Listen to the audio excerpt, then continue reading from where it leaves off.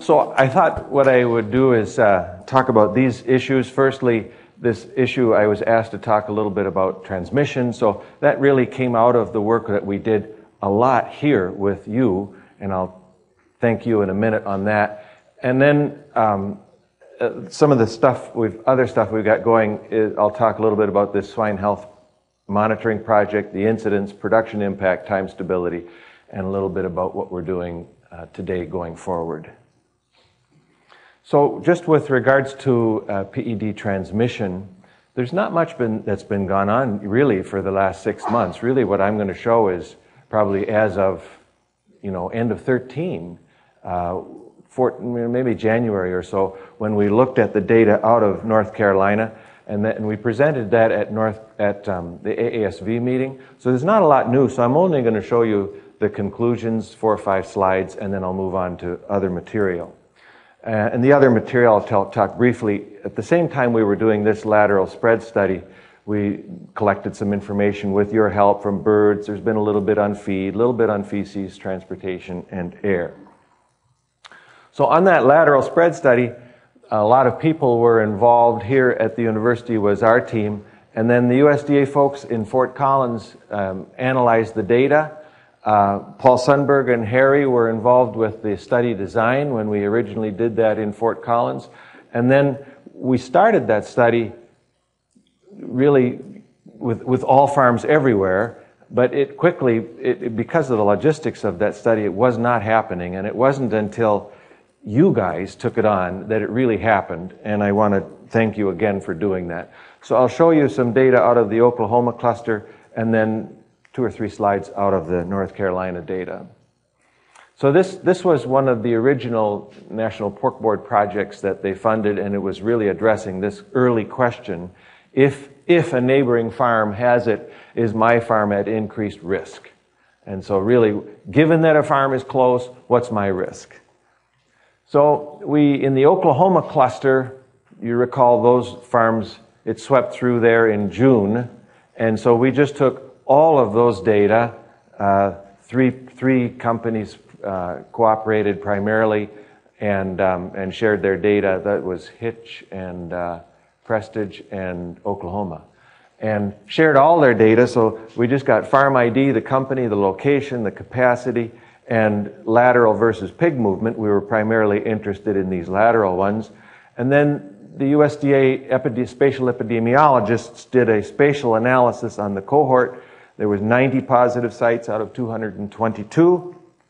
And at that same time, we collected some air samples because there was a feeling on the part of the veterinarians involved that it must be air given what they were seeing.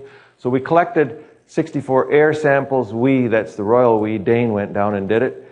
And 11 were PCR positive. You can see from 60 feet to 10 miles. And then we put those 11 samples into piglets, so 10-day-old piglets, try and see if, given that they're PCR positive, is it live? And none were infectious. But since then, and this paper has been published here by Carmen Alonso, since then we have gone into a room where there was PED infection, collected air, and then took that air, which was PCR positive, and put that sample of air into piglets and caused infection. So we know that you can get live PED in the air. What you don't know in the field is, well, how frequent is that and how far might it go? So those are always the questions, same as it is with PRRS. You know you can find it, how frequent is it, and how far. The epidemiologists, their analysis, it's like a 10-page analysis, but there's really one sentence that drives it home, and that is, these data were consistent with air movement. And so the panhandle direction of spread was similar to prevailing winds, and this is a windrows, called a windrows analysis, and basically these little dots here are the sites, and this was the prevailing wind direction, and it's pronounced there. You can see that's a reflection of the wind direction as sort of presented graphically. And that was consistent with the spread of PED, and therefore you can arrive at the conclusion, well, the two moved in the same direction. But that's really as strong as you can go. You can't, it's not proof. It's just, well, they moved it the same direction. And you remember this was June in Oklahoma. And there, in Oklahoma in June, as I understand it, it's always windy, but it's hot and humid. And you are just imagining, how can that possibly happen, given the temperature and the humidity and so on and so forth. But it is consistent at least. So it's possible. In the North Carolina study, we did two approaches. One, the three major players shared, again, all of their data, and thank you for doing that. And so we looked at all sites in Carolina, and we did an analysis at that level. And then there was a more detailed case control with a sample of positive farms with matched neighbors, okay, with a more detailed questionnaire that those of you who are involved know that you completed those, and thank you again. So on the whole state, there was 2,071 sites that were involved from July through, we ended the study at the end of January. And for the whole state data, we just looked at company, production type, capacity, coordinates, and status. Really just very high-level analysis. And then, as I said, the case control study was more detailed, more in-depth with questionnaires. So this is just some of the summary data. At the whole state, we had 327 farms that were presumed to be infected by lateral spread. In other words, it didn't happen by pigs, as far as the veterinarians were thinking, therefore must have been lateral. And here is the lateral sites here. So 78 were sows only, 42 sows and growing pigs at the site, 1 stud, and 206 growing pig sites. Okay? And the rest were vertical. So you have 286, but we didn't really pay attention to these. So these lateral sites then you can see the median capacity was 3,600, and the median distance to a nearest positive site, 1.4 miles. This is the concluding slide. So out of both the whole state level and the in-depth risk factor study, we saw that risk of infection increases with density, and like Roger was saying, no surprise there. Distance to a neighbor that's kind of interesting. At the highest density, distance became less important. And the only way I can think of that is if you're a quarter mile or if you're an eighth of a mile, it doesn't matter anymore because your risk is so high. But when we went from 15 miles to your closest positive neighbor, 14 miles, 13 miles, 12 miles, the risk of that infection increased as that neighbor got closer and closer, up until really close, and then it didn't matter anymore. One of the interesting things that came out repeatedly was the rendering service, and per visit, the odds of infection went up. So that's what you would read that is 19% higher for every visit of the rendering service. So that's quite, and that was highly significant. Or at any point in the last 2 weeks, 7.1 times higher likelihood of having that farm break. Then this other one here, birds, rodents, and feral animals, I'm guessing is a surrogate for something. Perhaps the whole level of biosecurity at the farm or something along that level. Not so much that birds, rodents, although I think somebody ought to test it in rodents. Roger, I've been meaning to do that, but haven't got that done. But anyway, if you saw birds, rodents, or feral animals within the premises over the last 2 weeks, the odds went up. You can find positive rodents within swine farms, if any of you are wondering about that. That's been done. Mary's done that. You've grabbed rodents that happen to have died in the farrowing crates. You can find all kinds of virus in them. But are they replicating the virus? I'd really like to take negative rodents and put it into them and see if they can replicate it. And then in the manure, one of the questions was, has there been recent application of manure? And surprisingly, that didn't come up significant. As you can imagine, in the Midwest, there's a lot of concern now as we come into fall. How important is manure going to be? I personally don't think it's going to be that important, but we'll see. Specific risk factors, one of the first studies that Sagar Goyal did was well, how infectious is this? And remember, this is before we could grow the virus. So what he did was took mucosal scraping, and the initial mucosal scraping had a CT value of 16.39, and then diluted it tenfold. Okay, and then put those tenfold dilutions into pigs. So while they might be PCR positive, you're wondering, well, is it still infectious? And so we're going to just proceed a little bit, and you'll see, as we know, highly infectious, and I'll come back to these two in a minute. So this sample, 10 to the minus 7, the CT value going into the pigs was 37, then they got positive diarrhea, and the CT coming out was 15.5. So you would say, okay, yeah, it was, even though it was a really high CT value, which sometimes we might say, from an environmental sample, you might say, I don't think there's live virus there. It is CT positive, but in this case, it was infectious. And then 10 to the minus 8, this is interesting. It was PCR negative, but still infectious, clearly. And then this one here, you can see, had a CT of 30, but there was no diarrhea, and the material here was negative. So I don't know if that's positive or not, but certainly 10 to the minus 8. So while we know, as Roger was saying, that PCR is incredibly sensitive, it's not 100%.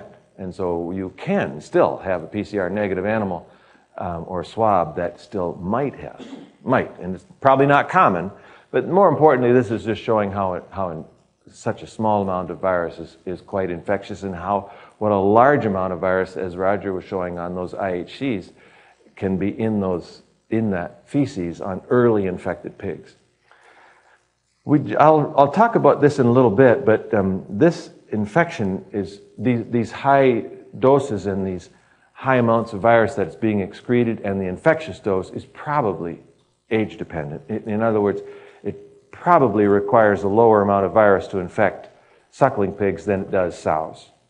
And I'll say something more about that. And also, I'm guessing it's strain dependent, that, as Roger was saying, there's maybe more than one strain floating out there. Like other infections, like other viruses, some strains might be more infectious and might shed more, like we know with PERS, than others. Same probably with PED. Birds, we've got samples, 24 samples. This adds up to 24. Are birds important? And again, we saw this in the study here, that the odds of a farm being infected increased with the presence of birds. And this study says, well, yeah, okay, in 1 out of 2 out of the mouth, here out of the stomach, out of the intestine, you can find low amounts of virus. How important is it? We don't really know. But again, that's probably no surprise that when you think about PED, it's fecal oral, it's going to be tons of virus in feces, and birds can get contaminated with feces. Feed. The early work by Sagar, contaminated feed, and then it survived, at least from a bioassay point of view, for 1 to 2 weeks, up to 2 weeks at room temperature. And then, of course, since then, there's been some interesting work done with feed. We did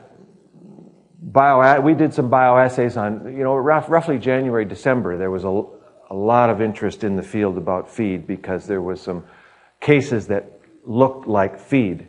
And so we were doing some bioassays on feed samples. We didn't find it. We did 4 bioassays on what sure looked like feed responsible cases, but we couldn't find it. But then since then, there was Scott Deep published a paper here last week describing a case that they did where feed looked like the source, and then they sampled those feed bins, got relatively low CT values, low 20s, out of the surface of these feed bins, and then took that material and put it into pigs and caused infection. And since then, you also know of the plasma work in Canada, where they've taken plasma and infected pigs. Just with regards to feces, the reason I'm curious and I'm waiting to see what's going to happen with manure this fall is that you can see, while it survives extremely well at cool or frozen temperatures, room temperature, it doesn't last that long. And also, one thing we did here, while still infectious after 5 weeks after we didn't detect the shedding, but that was during the fall and winter. And so I'm guessing that once those lagoons warm up or pits warm up to room temperature, let's say, I don't think it'll survive through the summer. And again, Dr. Thomas at Iowa State here, room temperature less than 7 days, of course, heated up, and it doesn't last so long. We had just a personal anecdote. I am involved in a farm. We've got 3 growing pig sites, 2 weaned to finish and a nursery that became infected. Sow farms did not, thankfully. And we got the sites all emptied, and we were restocked, and then in one of the nurseries, the water leaked, and so the pit came up and overflowed into the new nursery pigs, and it was about maybe 3 weeks after the site had been restocked, so it was probably 5 to 6 weeks since any manure had gone into that pit from the old pigs, and they didn't break. And that was probably in June or so. So again, it's reason for me to think, I'd love that Manitoba is going to be doing some sampling. You might have seen here recently, a whole province-wide, they're encouraging folks to sample their manure 1 to 2 weeks before they do any spreading. And I'm guessing they'll find a lot of PCR positives, but you wonder is how many will be infectious. Transportation, we know, we saw this interesting odds ratio here, 7.1 times with renderers, and we had that nice study that AASV coordinated by Jim Lowe, and of course Matthew's early study here of buying sites showing the importance of transportation. Farms, we saw a significant association with farm size here in North Carolina, significant association with sows only, 8.8 times higher risk than sites with growing pigs only. I'm guessing that reflects frequency of trucks and people, etc., going to the site. And again, density, we saw a significant density factor, and then here's what I was alluding to earlier. For every mile closer, you went up 19%, but we lost that when you got into super high density.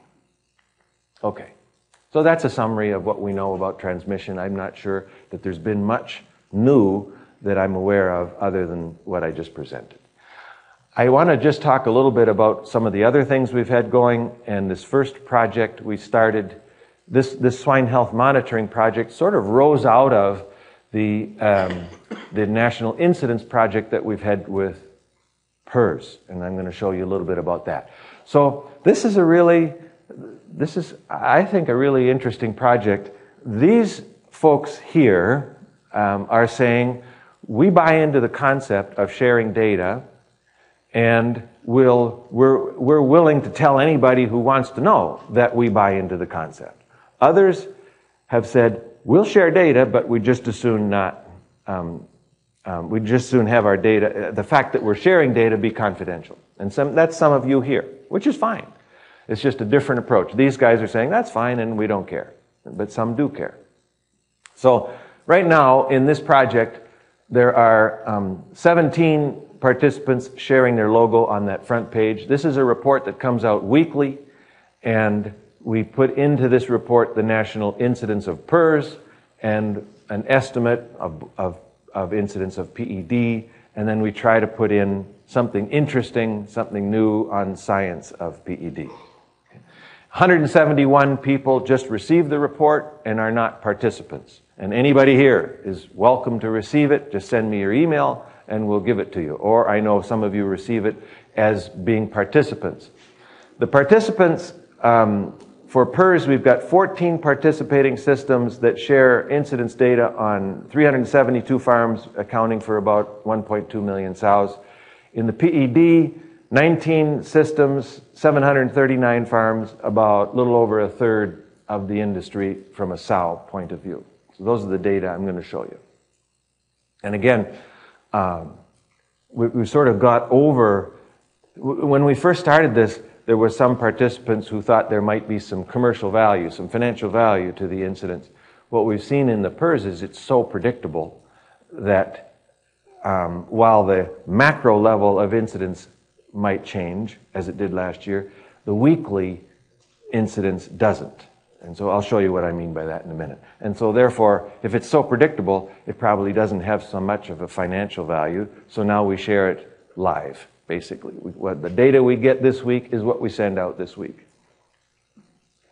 So you saw these maps.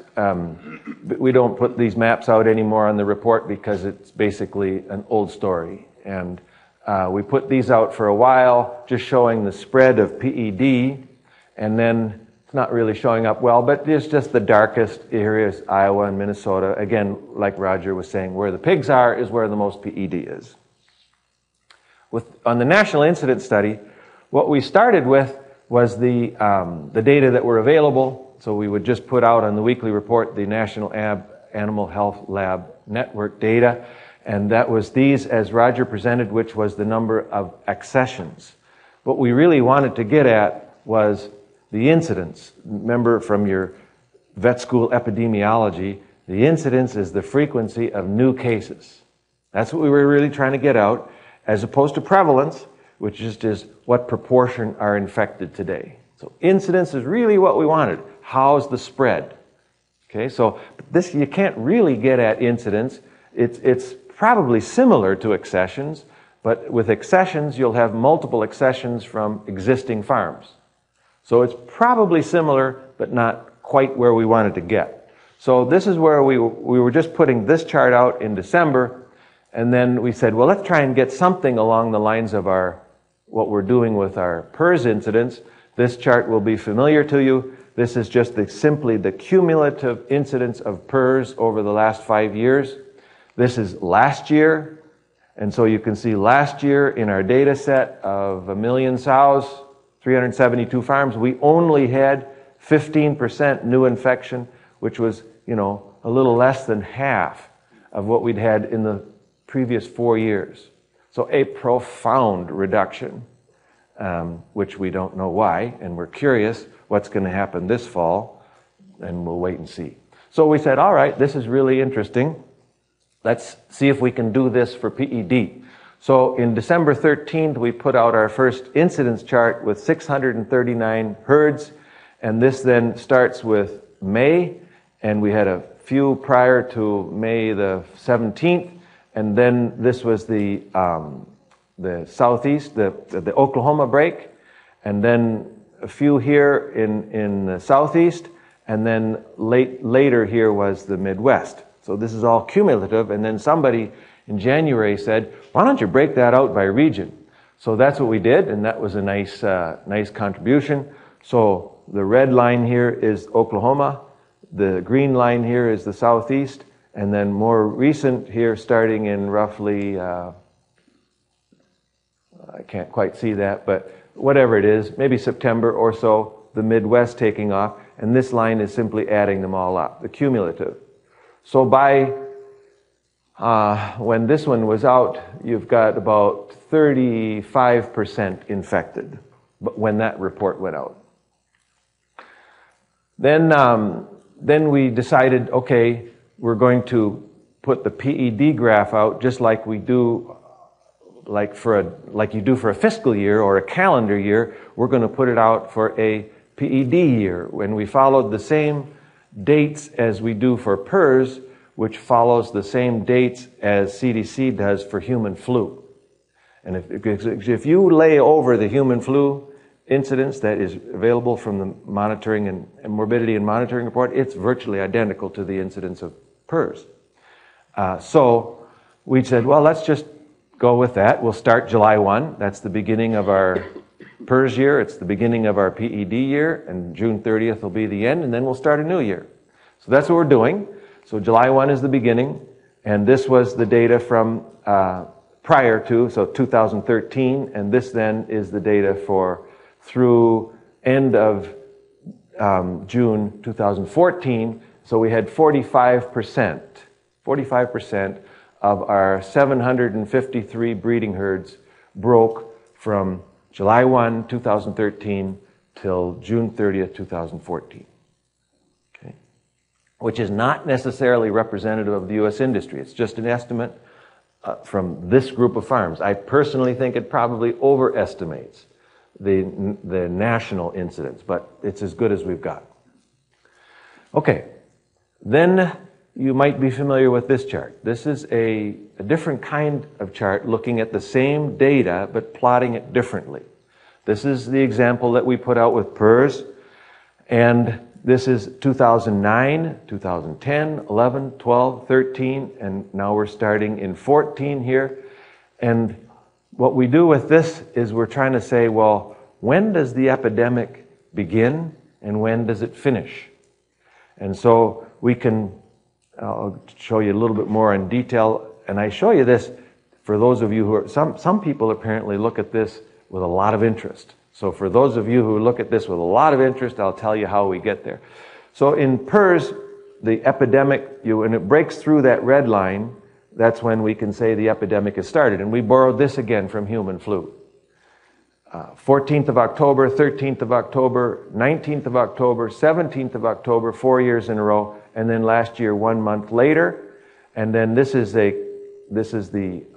incidence. It's a smoothed, just like taking a weighted average of whatever measure you want. This is kind of a weighted average of the incidence, and you can see that that peak is a lot lower than these previous 4 years. So for those of you who just want a little bit of the math, the smoothing, basically what it does is it takes this week's measurement plus last week's measurement. And basically it takes about, this value here is called lambda 0.28 times this week plus minus 0.28 of last week. And that's what is called the exponential smoothing then. It's not like a straight weighted moving average. Maybe you do 25% of this week, 25% of last week, 25% of the week before, and 25% of the week before. That would be just a simple weighted average. This is exponentially smooth. So it's always more emphasis on last week and exponentially less over the preceding weeks. Okay? That's why it's called an EWMA. And then we have these control limits that we take June, July, August, and we followed human flu. June, July, August being the lowest incidence months of the year, and we're going to then put confidence intervals on that, and when you break through that, you can say, oh man, we're a lot more than it should be in June, July, August. The epidemic has started. Okay? So, in January, we put out the first EWMA. This was a rough estimate. This is each data point is the number of breaks that week, and then the line is a smoothed line. You might have noticed, if any of you pay a lot of attention to these, and the people who pay a lot of attention to this is the people who care about the markets. They're trying to estimate how many pigs short are we, and therefore what's going to happen with prices. And by the way, for those of you who share data, we don't give them any data beyond what we put out here. So if they want to take these individual numbers, they can add them up and they can do whatever they want, but we don't, anybody who asks, nobody gets any data beyond what we put out in these charts. If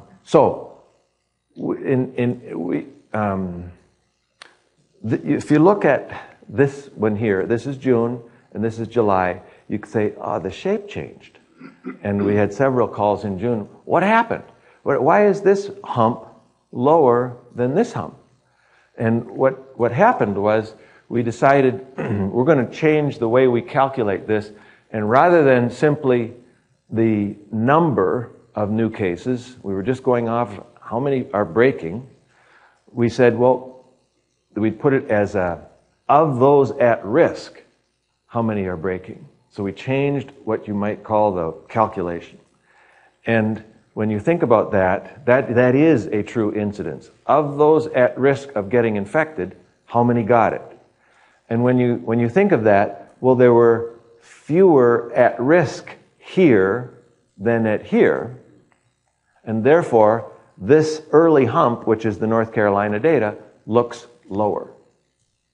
Okay, because back here you had more at risk. These are no longer at risk, so this hump stays the same, but this hump went lower. Okay? All right, finally, we said, well, back in the spring, we were wondering, well, is this epidemic going to end? Is it going to slow down in the summer? So we put some confidence intervals starting here in May, looking back, and so that's what these are, confidence intervals looking back, and then we broke through here in June, early June, and we could say, well, you can statistically say the epidemic's over. Okay, that's what we did then. And this is just the most recent chart now. So this is going forward. This is last year's data. That's 2013. And this is the beginning now for 2014, the virus year. This is the same data. This is the Oklahoma break. And then when we put that confidence interval, last year we broke through the confidence interval in early September. This is the majority of the Southeast. This is the majority of the Midwest. And then you can see we've had virtually no cases, 739 farms. We had a little blip there, but virtually no cases here in the summer. New cases. It's not to say that there's not virus out there. In other words, the prevalence is not zero. The incidence was zero. No new cases. Okay. We use the same format as we're at least proposing the same format for what is a case as we do for PERS, this kind of a classification scheme, and I won't go into detail on it. Okay, there's the prevalence. So back in May 13, green is good, all negative, red is positive, and then these farms here are now those that are going stable. And I think there's a lot more of these herds that are stable, we just don't have the data yet. Or so that's 30% of our farms that would say there's still virus in them. I highly doubt it. It's just that we don't have all of your data. So that's a plug. If you do have data that you've been sharing with us, keep those status events up to date, not just the new ones, but what happened with the old ones, because we need those old ones to go back into our denominator because they're susceptible again, unfortunately. Okay. The third thing I'm going to talk briefly about is production. How am I doing, John? It's okay. I'm going to just show you a little bit to introduce this topic on a study that we did with PERS, because we're using the same methods as we did with PERS. This paper was just published here this summer, and it's a study that many of you are familiar with. We've described at Layman, we've described it at AASV, we've put it on at the meeting for any of you who are listeners to at the meeting, and we're going to describe the methods that we used for defining the impact of PED. Okay? And there was two measures that we've used for PERS. How long did it take you to get back to normal production? And we called that time to baseline. And the other one was, how long did it take you to get to stable? For those farms that want to pursue stable, in other words, they're choosing to not live with the virus, how long did it take you to get there? And the piece I'm going to talk more about is the time to baseline, the production impact. So it's all described in this paper if anybody wants a copy. If you can see these numbers down here at the bottom, this number here, 2,665 LVI, 1,222 MLV, that was per 1,000 sows. So to think of that in per sow, because that's how I'm going to present it as PED, when we used LVI as part of a herd control program, so herd becomes infected with PERS, what are you going to do? Most farms, or many farms, let's say, pursue stability. They do a load, close, expose program. What are you going to do for the expose? Are you going to do LVI or are you going to do vaccine? For those who did LVI as part of their load, close, expose program, we measured an impact of 2.66 pigs per sow lost. Okay. For those who did MLV, and this was highly statistically significant, by the way, there was about 65 farms in the study, I think. For those who did MLV, the loss was 1.2 pigs per sow, 1,200 per 1,000. Okay, just remember those two numbers because I'm going to show you PED here in a second. But we're using the same methods as we did here. Okay, and how we calculate that, this is just the PERS data that's in this study.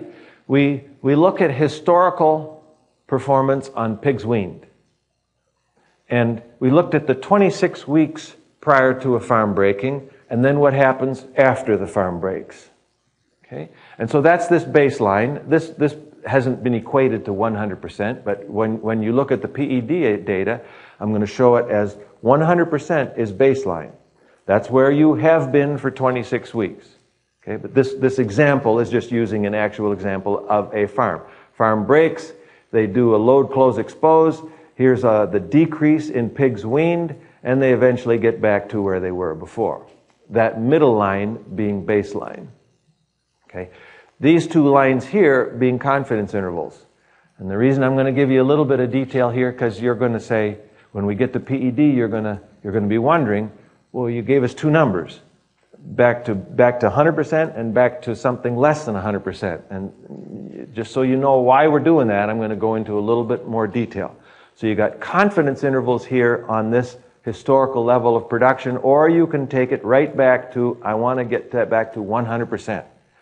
In our PERS work, we chose, well, when you break through the 3 standard deviation confidence interval, we're going to say you're back.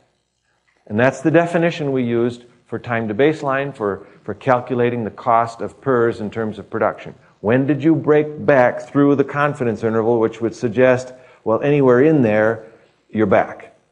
Okay, that's an important distinction because that worked for PERS. It's not going to work for PED. So, this then, we calculate this area under the curve, and that then becomes the number of pigs lost. Okay? It's worked very well for PED and for PERS. So that's the cost of pigs not weaned. Okay. All right. So now we'll look at some PED data. We have 127 farms that have shared their performance data.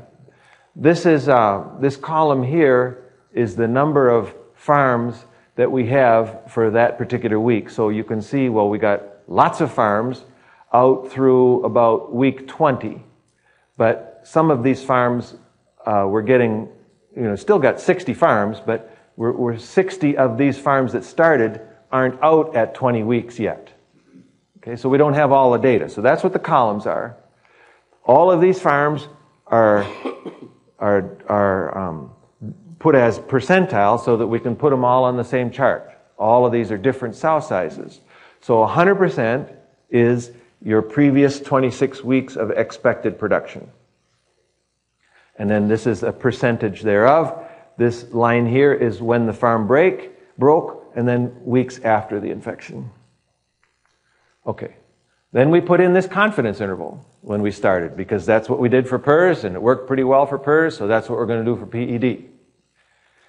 Then, now we put in, this is the average line for loss in our 127 farms, but as I said, not all of these farms here, not this line here, it's getting scarcer data because we don't have these data yet. But what you see is, okay, farm breaks, we do some early weaning, that's what that is, then performance goes down, you get hammered, and then on average, and by the way, if you want more detail, we summarized this in most recent at the meeting, Ned, so you can go to Swinecast and listen to that. And we had Dane on and we broke it out in more detail.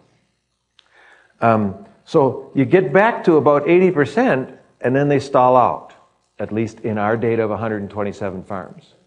And many, whereas in PERS, this was a more gradual increase, but it just continued right up through the confidence interval to the baseline. Here we're saying, if we consider our confidence interval as getting back in control, it doesn't work for most farms. Most farms get up to about 80% and stall out. And then you see that, so we get a fairly rapid response from the pre-weaning mortality, but then, I'll come back to this in just a minute. But then, as I said, they stall out. And the question is, why are they stalling out? And we want to look into that, but that's something I'll come to in a minute. But I wanted to I'm going to go to one more side, and I'm going to show you then, when we calculate the area under this curve, what is it? And I'm going to show you that, and I'm going to break it out into two groups of farms. Roger was describing strain differences. And within this 127 farms, we've got what Roger said was the original, or Minnesota calls the prototype strain, the bad one. And then we've got this several farms with this Indel strain, or the variant strain, as it's called at Iowa State. So that's that strain that's a little bit different.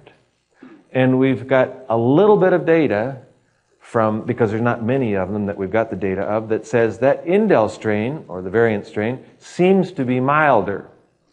So here's the data. Here's 3 farms only with the Indel. And here's the 124 remaining farms. And so the pattern is as I showed.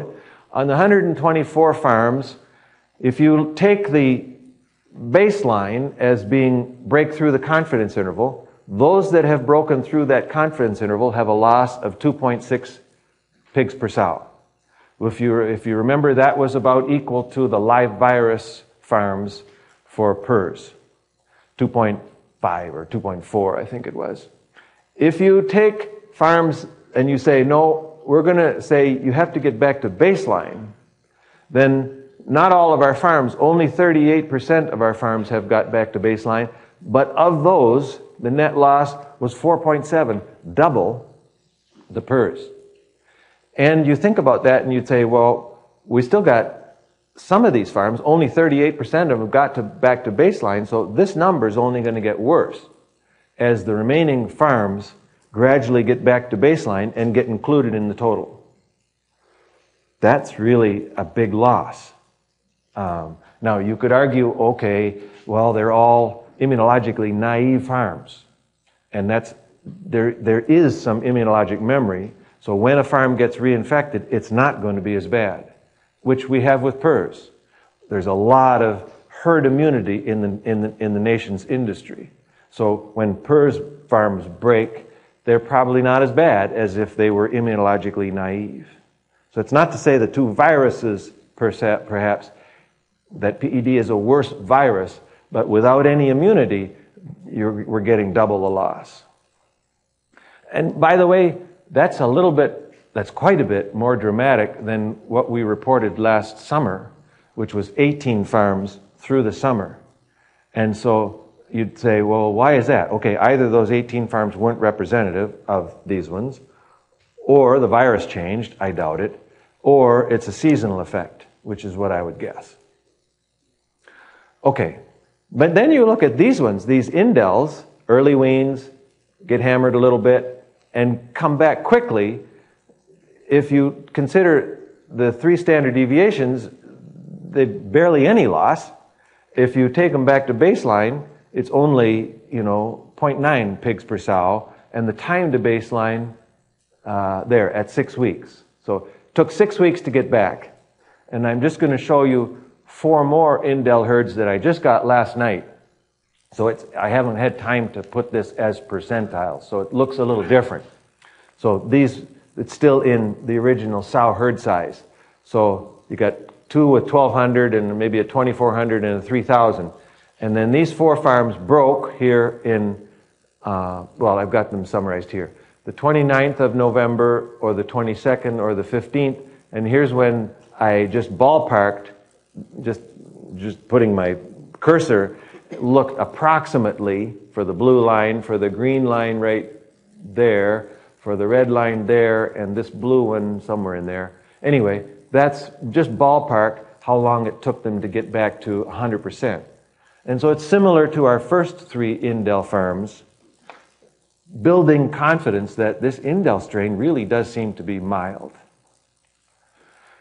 So our question is, how much of this staggered loss is ongoing endemic infection with pre-wean mortality versus how much of it might be fewer sows being farrowed from death loss, perhaps lower litter size as they get hammered maybe in that first 2 weeks after breeding, maybe some resorptions, maybe some mummies, maybe some weak pigs.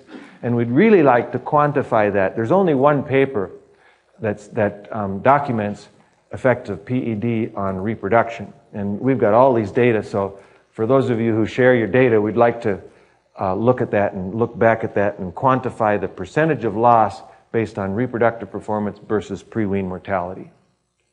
Okay. Time to stability study, I'm winding up, John. Just like we did with the time to negative for PERS, we're asking that same question for PED. How long does it take for farms to eliminate the virus, at least from a detection point of view? So we have 26 farms we're trying to get 40. We've got 26 that have enrolled. Out of these data, and I haven't got the most recent data, but 12 have reached stability, and the average for those 12 is 17 weeks. So there's the confidence interval. So let me just lead you through one. So site 1 here, so sow farm 1, in this particular study, we wanted to sample the environment 4 weeks after the break. So we know that it's not going to be negative. We know that the pigs won't be negative, but we really wanted to get some data from the environment before we start sampling the pigs. So we start sampling the environment at 4 weeks, and we start sampling the farrowing at 10 weeks. So positive, positive, positive, positive, all the way till week 16, and they started sampling pigs in here. Week 16, they got their first sample that was no detectable virus, and then the second one here at week 19, 20, and 21. And by definition, we say, once you get 4 samples in a row, we're going to say the virus is undetectable, maybe gone. I was looking down here because I'm wondering, what we need to know is 4 too many? Maybe we can go with 3. Maybe we can go with 2. Maybe we can go with 1. Well, this sort of data would say, well, if we go to 1, like this farm, there it was positive, there it's negative, but there it's positive. So 1 sample in a row is probably not enough. And I was looking for another one. I found a 3 here. Here's a 3, negative, negative, negative, positive.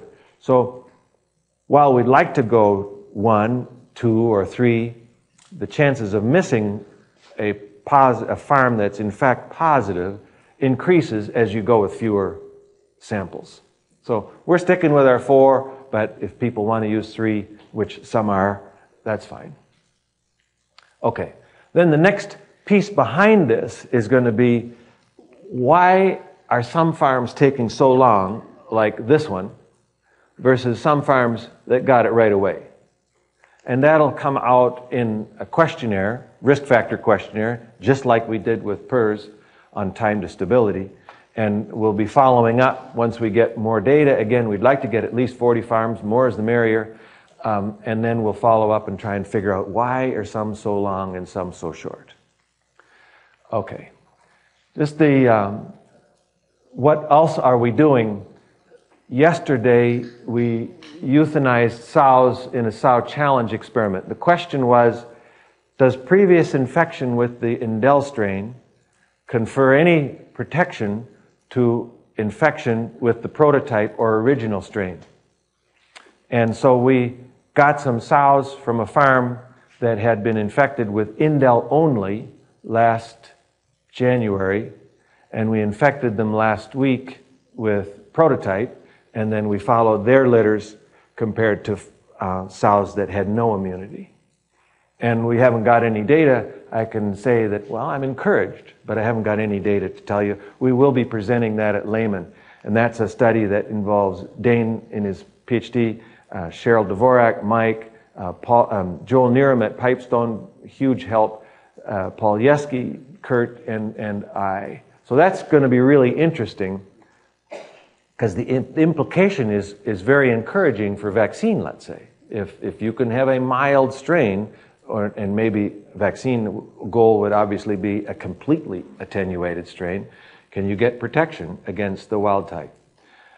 Or another application might be, if you're going to do ongoing exposure in your gilts, good idea to do it with the Indel strain as opposed to the prototype or original strain, because if it does get over into the sow farm, which you don't want, then it's going to have less implications. So that's a nice study. Another one, a production company shared all of their downstream performance data with us. So we're going to quantify, we've recently just finished that, and we'll present that at Layman, the impact of PED in growing pigs. This is one I'd really like to do, and we've got a production company who will donate the gilts, where they're doing exposure to gilts and then bringing those gilts into the sow farm. And if you think of that through, you know that immunity is going to wane from Roger's presentation, so you'd like to do exposure perhaps as late as possible in the GDU, so that you got as much immunity when they farrow, if they do get infected, as possible. But on the other hand, the later you do it in the GDU, the increased chances of you tracking it into the sow farm. So this particular system is saying, if we expose it in the nursery, as opposed to, let's say, 5 months of age, how much immunity do we lose? And so they will donate the gilts, and all we need is money to do the study. So we don't have any funding. If anybody, I'm thinking this would be a good one for crowdsourcing, where let's say, this study will cost us 75 grand. Will you donate 10 grand? I think that's a good way we should do it. We've got this other study I'd really like to do. We've got the Harris vaccine out there. I'd really like to quantify in a controlled setting. We've got folks who are encouraged, let's say, based on before or after, but none of it's controlled that I'm aware of. And we'd really like to do a controlled study. And then there's this other one, this evaluation of immunity, where you have observed within the endemic infected herds a beautiful litter alongside a litter that's crashing. And I'd really like to, I know there's some work going on that, but I'd like to, depending on what happens with that work, redo it. Okay, so I just wanted to reiterate the study participants. If you're participating in any of these studies, thank you very much for doing that. These folks did all the analysis. These companies sharing the logos and funding comes from these folks. Our diagnostic lab is extremely helpful, and the funding we've received is primarily Pork Board, and then within the University of Minnesota, SDEC, of which BI is a partner, for example. They've funded some of our work.